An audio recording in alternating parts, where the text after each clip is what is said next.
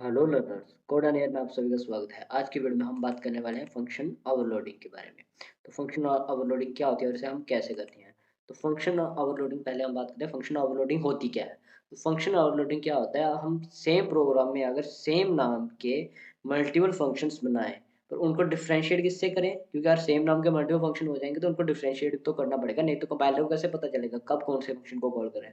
तो उनको डिफरेंशिएट किसकी मदद से करें, डिफरेंशिएट करें हम उनमें नंबर ऑफ पैरामीटर्स, जो उनको हम नंबर ऑफ इनपुट्स दे रहे हैं, कितने पैरामीटर्स उनके पास आ रहे हैं, या तो उनसे करें या टाइप ऑफ पैरामीटर से उन्हें डिफरेंशिएट करें। जैसे मान लिया हमने ऐड नाम का एक फंक्शन बनाया हुआ है, उसमें हमने पहले में दो दो पैरामीटर्स लिए हुए और दूसरे वाले में हमने तीन पैरामीटर्स लिए हुए। तो ऐसे अगर हम उन फंक्शन को डिफरेंशिएट करें तो इन्हीं को हम कहते हैं फंक्शन ओवरलोडिंग। इस प्रोसेस को हम क्या कहेंगे, फंक्शन ओवरलोडिंग। मतलब हमने एक प्रोग्राम बनाया, उसी में हमने ऐड नाम का एक ये फंक्शन बना दिया, एक ये बना दिया। तो अब इनको हमने डिफरेंशिएट किसकी बेस पे किया भाई, जिसके भी इनके जो रिटर्न टाइप्स हैं, जो जो पैरामीटर्स की डेटा टाइप्स हैं वो डिफरेंट है।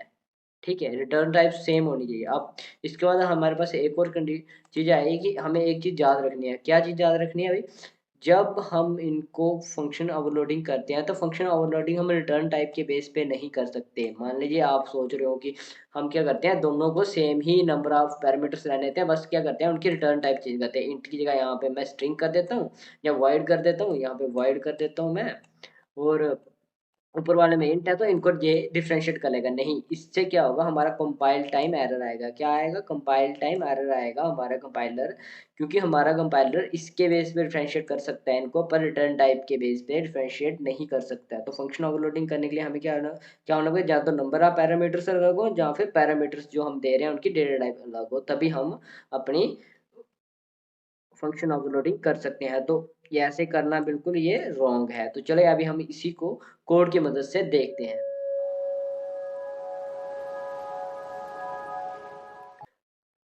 तो अभी हम एक फाइल बनाएंगे, फाइल को हम क्या नाम देंगे, फाइल को हम नाम देंगे अपना सम। ठीक है, अब सम कौन सा वाला बनाने वाले हैं भाई, सम हम करने वाले फंक्शन ओवरलोडिंग। यहाँ तो हम इसको ओवरलोडिंग में नाम दे सकते हैं, ठीक है ना, क्योंकि फंक्शन की ओवरलोडिंग करने तो ओवरलोडिंग डॉट सीपीपी नाम दे देते हैं इस फाइल को। ठीक है, इसके अंदर हम क्या करने वाले, सम नाम के एक फंक्शन की ओवरलोडिंग करने वाले हैं। ठीक है, सम नाम के फंक्शन की अब हम ओवरलोडिंग करने वाले हैं। तो उसके लिए हम पहले स्ट्रक्चर कोड बना लेते हैं।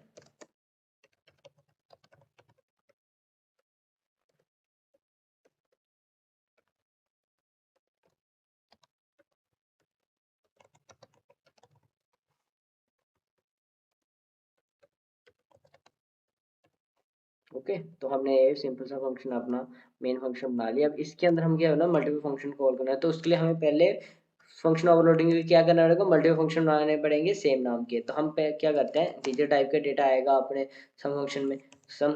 अब हम क्या करते हैं, पहले हम सिंपली दो नंबर के सम का बना लेते हैं और एक हम तीन नंबर के सम का बना लेंगे। ठीक है ना, ठीक है, एक ऐसा फंक्शन बना लेंगे, एक और हम फंक्शन बना लेंगे, और वो कौन सा होगा, उसमें हम क्या करेंगे, तीन नंबर का सम करवा सकते हैं।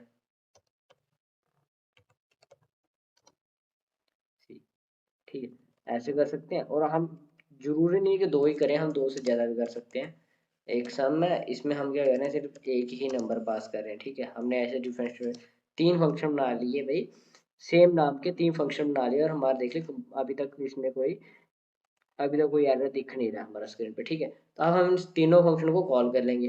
जैसे मैंने सम वाले पहले एक वाले को कॉल कर दिया, इसके अंदर मैंने क्या पास कर दिया, इसके अंदर मैंने टू को पास कर दिया। ठीक है, अब दूसरा वाला मैंने कॉल किया, इसके अंदर मैंने क्या करिए, टू और थ्री को पास कर दिया। ठीक है, ये दो का दूसरा कॉल हो गया। अब तीसरा बनाता हूँ मैं, तीसरे को कर दिया, इसके अंदर टू थ्री, और कुछ भी नंबर पास कर सकता हूँ। यहाँ पे मैं टू थ्री या थर्टी थर्टी भी पास कर सकता हूँ, कोई भी दो नंबर पास कर दिए। ठीक है, ओके। तो ऐसे हमने ये तीन वो बना लिए। अब तीनों फंक्शन को कॉल कर लिया, तो चलिए इसके अंदर क्या दो वो आ रहे हैं, वेरिएबल्स आ रहे हैं। ठीक है, दो पैरामीटर्स आ रहे हैं, तो दोनों को हम क्या करना है, सी आउट क्या कर देंगे इनका भाई, हम करने हैं ए प्लस बी को सी आउट कर दीजिए, ये सी आउट करना है। इसमें हम क्या करना है भाई, सम को ही सी आउट करना है ना, हमें सम ही तो दिखाना है। तो यहाँ पे हम सी आउट क्या कर देंगे, ए प्लस बी प्लस सी को सी आउट कर दीजिए। इसके अंदर हम क्या कर देंगे, अपना सी आउट कर देंगे ए प्लस ए को। ठीक है, ए को ए में ही ऐड करके हम सी आउट करके, तो हमने 3 फंक्शंस बनाए, तीनों को हमने अलग अलग कॉल कर लिया। अब ये किस ऑर्डर में है, जिस ऑर्डर में ये कॉल हुआ है। तो कॉल पहले हमने कौन सा किया, ये वाले को किया, उसके बाद हमने कॉल किया ये वाले को, उसके बाद हमने कॉल किया ये वाले को। ठीक है, 3 वाले को, 3 पैरामीटर वाले को। तो इसी को हम रन करके देख लेते हैं एक बार। जी प्लस प्लस नाम क्या दिया हमने, overloading dot cpp dash show, और फाइल बना लेंगे इसके एग्जीक्यूटिव फाइल। अब ये ऐसा क्यों आ रहा है, क्योंकि हम फंक्शन वाली फाइल में नहीं है ना, करेंगे उसको वापस से करेंगे और डॉट स्लैश ओवरलोडिंग। ओके, तभी हमारा ये फंक्शन चलेगा, और इसने देखिए ये प्रिंट कर दिया। अब ऐसा क्यों, क्योंकि हमने यहाँ पे लाइन ब्रेक नहीं ऐड किया था। ये लाइन ब्रेक ऐड कर लेते हैं हर एक फंक्शन के एंड में। ऐसे तो ये बहुत मैसी सा दिख रहा है।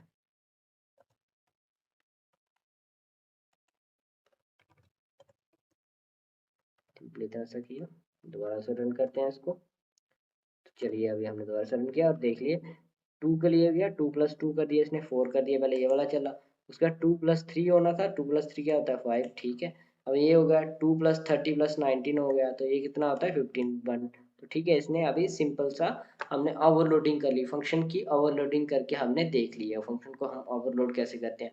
और ये कंसेप्ट हमारा पॉलीमॉर्फिज्म का आ जाएगा, कंपाइल टाइम पॉलीमॉर्फिज्म का ये कंसेप्ट होता है। ठीक है, पॉलीमॉर्फिज्म में क्या होता है, सेम नाम के यहाँ अगर हम मल्टीपल फंक्शन बनाए तो उसी को हम पॉलीमॉर्फिज्म कहते हैं। ठीक है, सेम नाम का कोई फंक्शन हम या कुछ काम करवाएं सेम नाम की चीज़ से, ठीक है, उसी को हम पॉलीमॉर्फिज्म कहते हैं। तो उसको हम अपनी ऑब्जेक्ट ओरिएंटेड प्रोग्राम जब ऊप्स के कंसेप्ट पढ़ेंगे तब हम उसे अच्छे डिटेल से समझेंगे। तो अभी हमने फंक्शन ओवरलोडिंग को यूज़ करके देख लिया है। तो फंक्शन ओवरलोडिंग की मदद से हम और भी कुछ कर सकते हैं। मान लीजिए हम क्या करते हैं, मल्टीप्लिकेशन करना चाहते हैं, तो वो भी हम फंक्शन ओवरलोडिंग की मदद से कर सकते हैं। ठीक है ना, जरूरी थोड़ी है मैं सम नाम के ही बनाऊंगा एक ही प्रोग्राम में।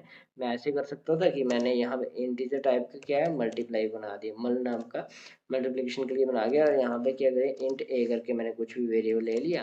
अब ये यूजर देगा, यहाँ पे मैं सी आउट क्या कर दूंगा भाई, सी आउट कर दूंगा मैं ए स्टार ए।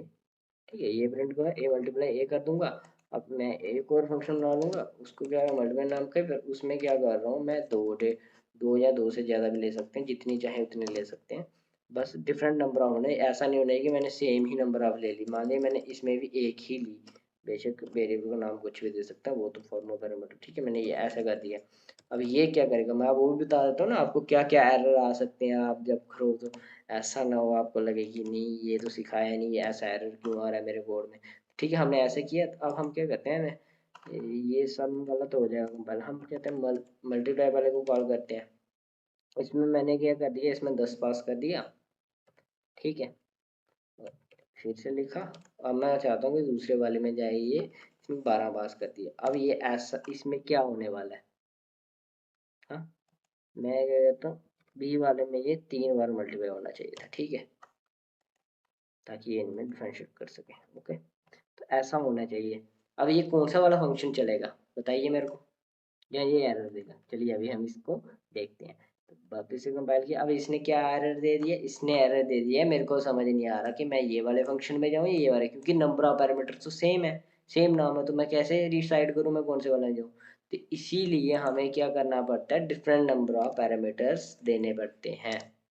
ओके, एक टाइप तो हमने समझ ली कि हमें भाई डिफरेंट नंबर ऑफ पैरामीटर्स देने पड़ते हैं। ओके, तो अब जब मैंने डिफरेंट नंबर ऑफ पैरामीटर्स कर दिए यहाँ पे, तो अब इससे क्या होगा भाई, ये अब बिल्कुल सही करके चल पड़ेगा। ओके, चलिए हम वापस से रन करते हैं इसको। क्या अब कोई एरर नहीं आया, बिल्कुल नहीं आया।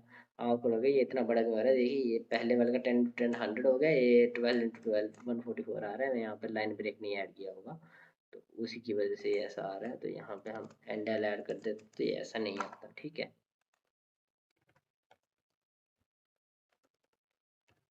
ओके, सिंपली इतना सा करने से हमें ये अच्छे से दिखेगा। ओके, जो हम ना आ रहे हैं, अभी हमने फंक्शन ओवरलोडिंग की एक चीज़ देख ली जो हमसे बेसिक में स्टार्टिंग में एरर हो सकते हैं। अब इसके अलावा हम और क्या कर सकते हैं, इसके अलावा हम एक और चीज़ कर सकते हैं। तो मैं क्या करता हूँ, मान लीजिए हम क्या करते ये सेम ही नाम के बनाते, और क्या कर देते कि चलिए मैं क्या करता हूँ, इनका ना वो डेटा टाइप अलग कर देता हूँ। ये डबल नाम का बना देता हूँ, उसको इंट नाम का बना दिया। अब दोनों में एक ही नंबर ऑफ पैरामीटर्स पास कर देता हूँ। ठीक है, नंबर ऑफ पैरामीटर एक एक ही पास करता हूँ, मतलब equal number of parameters pass कर रहा हूँ। मैं इनको डिफरेंशिएट किसके बेस पे करना चाहता हूँ, किसके बेस पे करना चाहता हूँ भाई, मैं इनको डिफरेंशिएट करना चाहता हूँ इनकी डेटा टाइप के बेस पे। तो ऐसा होने पे देखिए ये कंपाइल टाइम पे ही एरर दे रहा है, कि अभी ही एरर दे रहा है। ठीक है ना, कि अभी एरर दे रहा, हम इसे रन तक नहीं कर सकते।